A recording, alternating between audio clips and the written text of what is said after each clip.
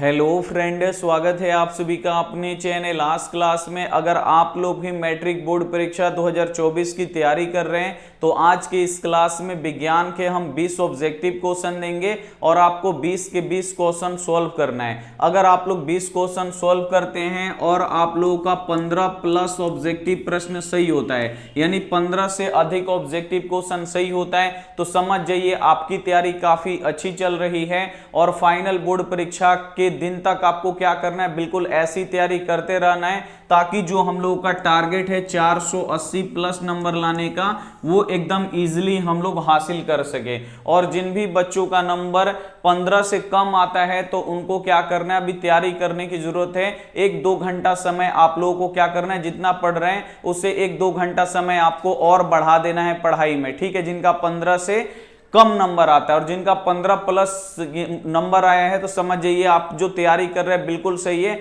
और आपको कम से कम 6 घंटा पढ़ना है ताकि आपको काफी अच्छा नंबर आए। तो चलिए इस क्लास को हम लोग क्या करते हैं, शुरू करते। 20 ऑब्जेक्टिव क्वेश्चन देंगे और आपको 20 के 20 सही करके दिखाना है। और जो भी बच्चे अभी तक व्हाट्सएप ग्रुप में नहीं जुड़े हैं, अगर उनको लाइव क्लास करना है तो आप हमारे व्हाट्सएप ग्रुप में जुड़ जाइए। व्हाट्सएप नंबर है हमारा 8789307304, ठीक है। ये व्हाट्सएप नंबर है, सेव करना है। सेव करके हमारे व्हाट्सएप पे आपको क्या करना है, व्हाट्सएप नंबर पे हाई लिखना है। इधर से वो लिंक जाएगा, लिंक को दबा के आपको ग्रुप में ज्वाइन हो जाना है। तो चलिए वो हम आपको 20 गो ऑब्जेक्टिव क्वेश्चन देते हैं, आप लोग सॉल्व करिए और अपने तैयारी को जांचिए कि आपकी तैयारी कैसी चल रही है। और लास्ट में आप लोग कमेंट करके जरूर बताइएगा कि आपका कितना सही हुआ है। तो पहला क्वेश्चन रहा ये आपके स्क्रीन पे, आप लोगों को क्या करना है, जल्दी से इसका आपको आंसर बताना है।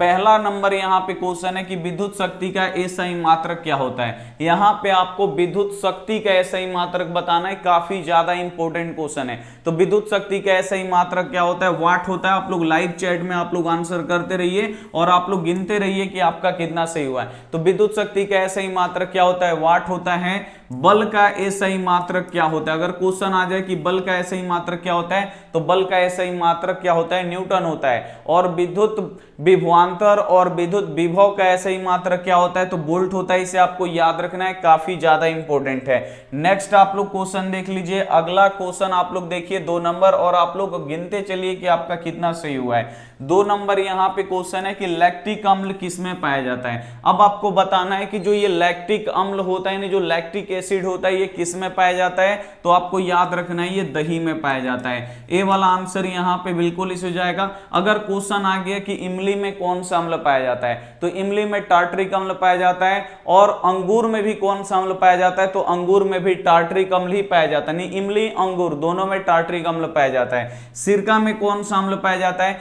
तो सिरका में आपको याद रखना है कि एसिटिक अम्ल पाया जाता है। टमाटर में कौन सा अम्ल पाया जाता है तो टमाटर में ऑक्जेलिक अम्ल पाया जाता है। तो ये भी साथ में आपको याद रखना है, ठीक है। नेक्स्ट क्वेश्चन आप लोग देखिए, शुरू से लेकर अंत तक आप लोग सॉल्व कीजिए और अपने तैयारी को जांचिए। 3 नंबर क्वेश्चन है कि न्यूट्रॉन पे कौन सा आवेश रहता है। अब आपको बताना है न्यूट्रॉन पे कौन सा आवेश होता है। तो आपको पता होना चाहिए परमाणु के नाभिक में प्रोटॉन और यहाँ पे न्यूट्रॉन होता है, ठीक है। और जो इलेक्ट्रॉन होता है ये बाहरी कक्षाओं में क्या करता है, चक्कर लगाता है, ठीक है। तो इलेक्ट्रॉन पे कौन सा आवेश होता है तो आपको याद रखना है। अगर क्वेश्चन आ जाए कि इलेक्ट्रॉन पे कौन सा आवेश होता है तो आपको जवाब देना है कि इलेक्ट्रॉन पे ऋण आवेश होता है। प्रोटॉन पे कौन सा आवेश होता है, धन आवेश होता है। और न्यूट्रॉन पे कोई भी आवेश नहीं होता है, ये आवेशहीन होता है, इसे आपको याद रखना है। तो वही बोल रहा है कि न्यूट्रॉन पे कौन सा आवेश होता है तो न्यूट्रॉन पे कोई भी आवेश नहीं होता है, ये आवेशहीन होता है। डी वाला आंसर बिल्कुल इस हो जाएगा। अगर क्वेश्चन देगा कि परमाणु के नाभिक में क्या होते हैं, यानी परमाणु के नाभिक में कौन उपस्थित होते हैं तो प्रोटॉन और न्यूट्रॉन होते हैं, इसे आपको याद रखना है। आप लोग गिनते चलिए कितना मेरा सही हो रहा है। अगला क्वेश्चन यहाँ पे देखिए, क्वेश्चन नंबर बाबू 4 है कि बैटरी अम्ल है। अब आपको बताना है कि बैटरी में जो बाबू हम लोग एसिड डालते हैं उस एसिड का नाम क्या है। तो बैटरी वाला एसिड कौन सा है तो आपको याद रखना है सांद्र H2SO4। H2SO4 को क्या बोलते हैं बाबू तो सल्फ्यूरिक अम्ल बोलते हैं, इसे आपको याद रखना है H2SO4। और ये प्रबल अम्ल होता है, इसे आपको याद रखना है। और इसे जो बैटरी होता है ना वो बड़ा वाला, उसी बैटरी में हम लोग क्या करते हैं, कार का जो बैटरी होता है या घर में इन्वर्टर का बैटरी होता है उसमें यही एसिड होता है H2SO4।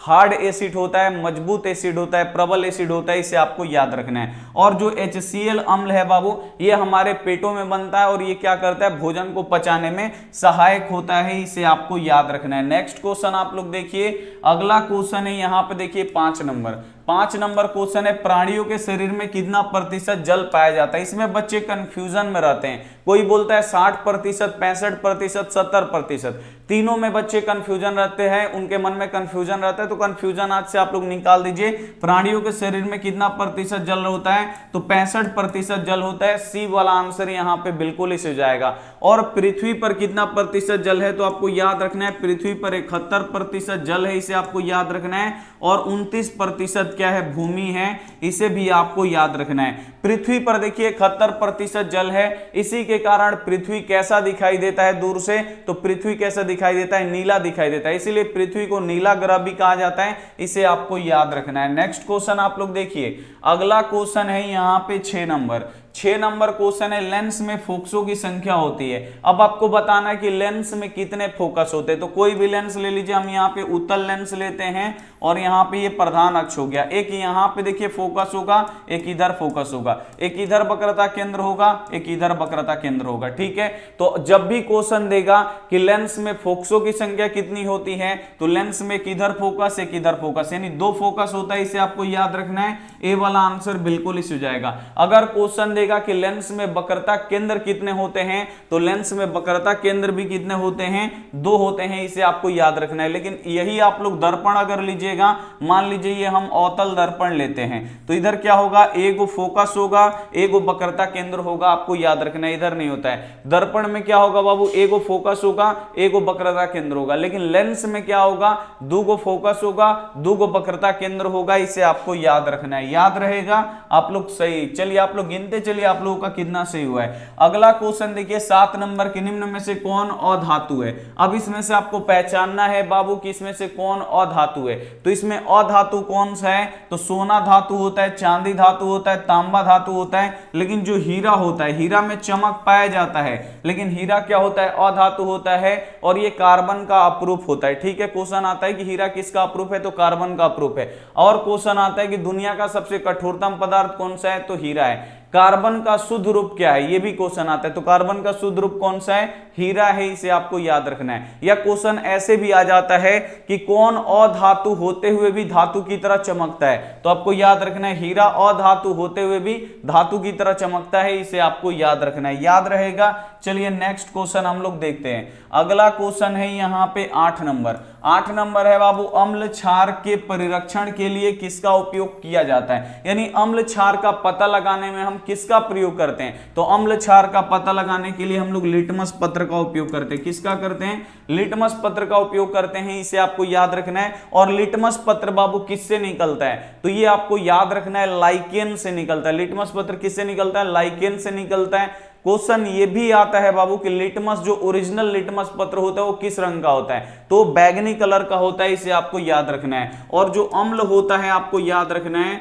अम्ल क्या करता है कि ये नीला लिटमस पत्र को, आपको याद रखना है, अम्ल जो होता है ये नीले लिटमस पत्र को लाल कर देता है, इसे आपको याद रखना है। और जो क्षार होता है ये क्या करता है, तो ये लाल लिटमस पत्र को क्या कर देगा, नीला कर देगा। ये भी क्वेश्चन आता है बोर्ड परीक्षा में कि नीले लिटमस पत्र को लाल कौन करता है, अम्ल करता है, लाल लिटमस पत्र को नीला कौन करता है, तो क्षार करता है। इसे भी आपको क्या रखना है, याद रखना है, काफी ज्यादा इंपॉर्टेंट है, ठीक है, याद रहेगा। अगला क्वेश्चन देखिए, अगला क्वेश्चन है बाबू यहाँ पे 9 नंबर की, धातुएं इलेक्ट्रॉन का क्या करती हैं, त्याग करती हैं कि ग्रहण करती हैं कि दोनों करती हैं। तो जो धातुएं होती हैं आपको याद रखना है, ये इलेक्ट्रॉन का क्या करती हैं, हमेशा त्यागती हैं, यानी दूसरों को देती हैं। धातु के अंतिम कक्षा में एगो, दूगो और 1, 2 या 3 इलेक्ट्रॉन होता है, तो ये जो इलेक्ट्रॉन है बाबू इसको क्या करती है, त्यागती है, दूसरों को देती है। तो आपको हमेशा याद रखना है कि जो धातुएं हैं ये इलेक्ट्रॉन का त्याग करती हैं, बी वाला आंसर बिल्कुल इस हो जाएगा। और जो अधातु होते हैं, अधातु क्या करते हैं, आपको याद रखना है, जो अधातु होते हैं ये इलेक्ट्रॉन को ग्रहण करते हैं। और अधातु के बाह्यतम कक्षा में कितने इलेक्ट्रॉन होते हैं, तो 5, 6 या 7 इलेक्ट्रॉन होते हैं, इसे आपको याद रखना है। इसको अष्टक बनाना होता है, यानी इसको 8 करना होता है, तो ये क्या करेगा, इसके पास 5 इलेक्ट्रॉन है, 3 किसी से लेगा तो ये लेता है। इसके पास 6 है, 8 बनना है तो ये 2 इलेक्ट्रॉन लेगा। इसके बाद 7 है, अगर अष्टक प्राप्त करना है तो इसको 1 इलेक्ट्रॉन दूसरे से लेना पड़ता है। ठीक है, तो आपको याद रखना है धातु इलेक्ट्रॉन का त्याग करती हैं और जो अधातु होती हैं वो इलेक्ट्रॉन को ग्रहण करती हैं। इसे आपको याद रखना है, याद रहेगा। नेक्स्ट क्वेश्चन आप लोग देखिए, अगला क्वेश्चन है बाबू यहाँ पे 10 नंबर कि एलपीजी का मुख्य घटक क्या होता है, यानी एलपीजी में क्या होता है। तो जैसे सीएनजी, अगर पूछे कि सीएनजी का मुख्य अवयव क्या होता है, गोबर गैस का मुख्य अवयव क्या होता है और बायोगैस का मुख्य अवयव क्या होता है, तो ये सभी का एक एक मुख्य अवयव होता है मीथेन। आपको याद रखना है, गोबर गैस हो गया, बायोगैस हो गया, सीएनजी हो गया, इस सभी का एक एक अवयव है और वो क्या है, मीथेन। लेकिन अगर एलपीजी का पूछेगा, यानी लिक्विफाइड पेट्रोलियम गैस का पूछेगा जो हमारे घरों में होता है, उसका मुख्य बाबू अवयव क्या होता है, तो आपको याद रखना है उसका मुख्य अवयव ब्यूटेन होता है। इसे आपको याद रखना है। और एलपीजी होता है बाबू, ये किसका मिश्रण होता है, तो आपको याद रखना है ये बीपी का मिश्रण होता है। किसका होता है, बी प्लस पी का। बीपी का ये क्या होता है, मिश्रण। बी का मतलब ब्यूटेन और पी का मतलब प्रोपेन, यानी ये ब्यूटेन और प्रोपेन से मिलकर बना होता है। इसे आपको याद रखना है एलपीजी। और एलपीजी बाबू गंधहीन गैस है, इसमें गंध नहीं पाया जाता है, तो इसमें गंध के लिए हम क्या मिलाते हैं, तो इथाइल मार्केप्टॉन मिलाते हैं। इसे आपको याद रखना है, याद रहेगा। और आप लोग ध्यान से देखते चलिए, ज्यादा क्वेश्चन नहीं है, आप लोग लास्ट तक पढ़िए, बताइए कितना सही हुआ है। अगला क्वेश्चन देखिए, ऑक्सीजन के 2 परमाणुओं के बीच में कितने आबंध होते हैं। मोस्ट वीवीआई क्वेश्चन पूछा जाता है बोर्ड परीक्षा में। हाइड्रोजन के बीच में पूछा जाता है, तो हाइड्रोजन के बीच में सिंगल बॉन्ड, ऑक्सीजन के बीच में डबल बॉन्ड, और यहाँ पे नाइट्रोजन और नाइट्रोजन के बीच में क्या होता है, ट्रिपल बॉन्ड होता है। इसे आपको याद रखना है एकदम 100%। तो ऑक्सीजन के 2 परमाणुओं के बीच में कितने आबंध होते हैं, तो 2 आबंध होते हैं। इसे आपको याद रखना है, बी वाला आंसर बिल्कुल इस हो जाएगा। अगर क्वेश्चन आता हाइड्रोजन के बीच में कितने आबंध होते हैं, तो सिंगल बॉन्ड होते हैं। और नाइट्रोजन के बीच में कितने होते हैं, तो ट्रिपल बॉन्ड होते हैं। इसे आपको याद रखना है, याद रहेगा। जल्दी से एक बार आप लोग बताइए। अगला क्वेश्चन देखिए, अगला क्वेश्चन है 12 नंबर कि निम्न में से किसका उपयोग फल पकाने में किया जाता है। अब आपको बताना है कि इसमें से किसका उपयोग फल पकाने में हम करते हैं। तो किसका उपयोग फल पकाने में किया जाता है, एथिलीन का उपयोग फल पकाने में किया जाता है। इसे आपको याद रखना है। और जो एथिलीन है बाबू, क्वेश्चन आता है कि कौन सा हार्मोन गैस के रूप में पाया जाता है, तो आपको याद रखना है एथिलीन। जो एथिलीन हार्मोन है ये गैस के रूप में पाया जाता है। इसे आपको याद रखना है। दूसरा क्वेश्चन आता है कि पेड़ पौधों का वृद्धि हार्मोन कौन सा है, यानी लंबाई बढ़ाने वाला हार्मोन कौन सा है, तो आपको याद रखना है ऑक्सीन और जिब्रेलिन। ये क्या है बाबू, पेड़ पौधों की लंबाई बढ़ाने में सहायक होता है। इसे आपको याद रखना है। और पेड़ पौधों का वृद्धि रोधक यानी लंबाई बढ़ने नहीं देने वाला हार्मोन कौन सा है, तो आपको याद रखना है एब्सिसिक एसिड। इसे आपको याद रखना है। पेड़ पौधों की पत्तियां कौन बाबू झड़ा देता है, तो एब्सिसिक एसिड झड़ा देता है। इसे आपको याद रखना है, ठीक है। नेक्स्ट क्वेश्चन आप लोग देखिए, अगला क्वेश्चन है बाबू 13 नंबर।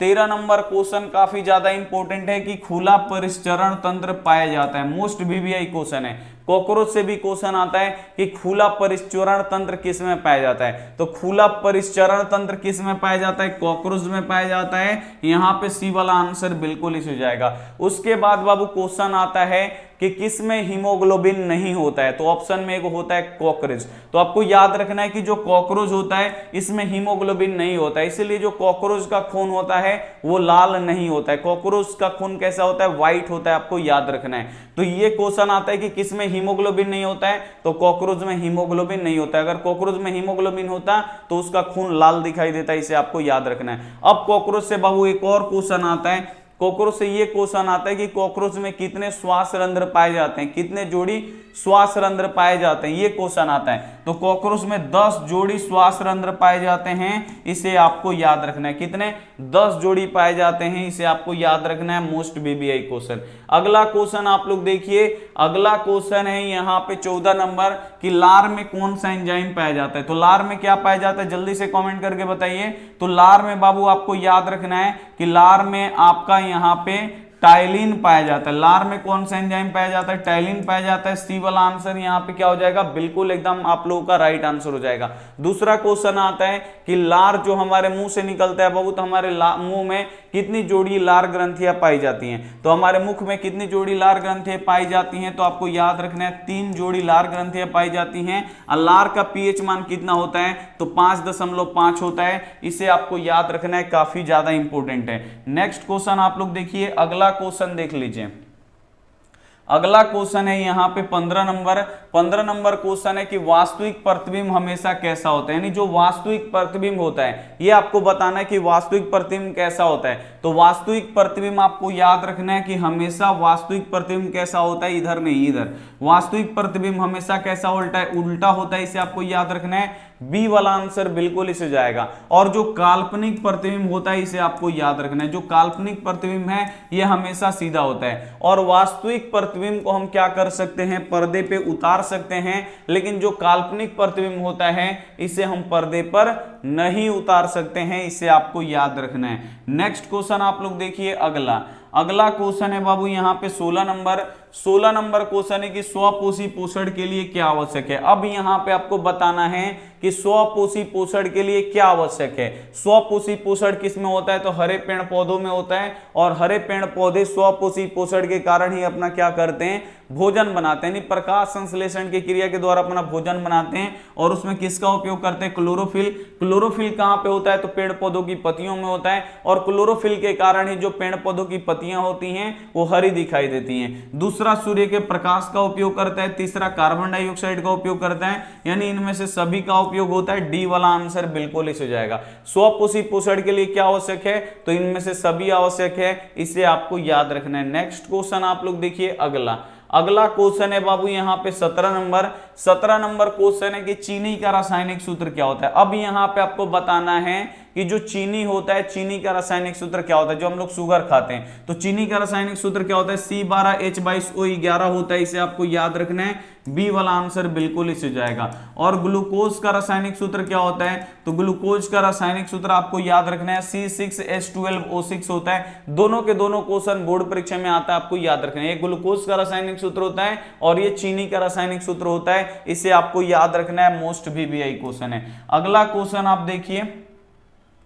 अगला यहाँ पे क्वेश्चन है 18 नंबर बाबू यहाँ पे क्वेश्चन है कि रक्त का पीएच मान कितना होता है, आपको बताना है। तो रक्त का बाबू पीएच मान कितना होता है? तो आप लोगों को याद रखना है कि रक्त का जो पीएच मान होता है 7.4 होता है। सी वाला आंसर यहाँ पे बिल्कुल ही हो जाएगा।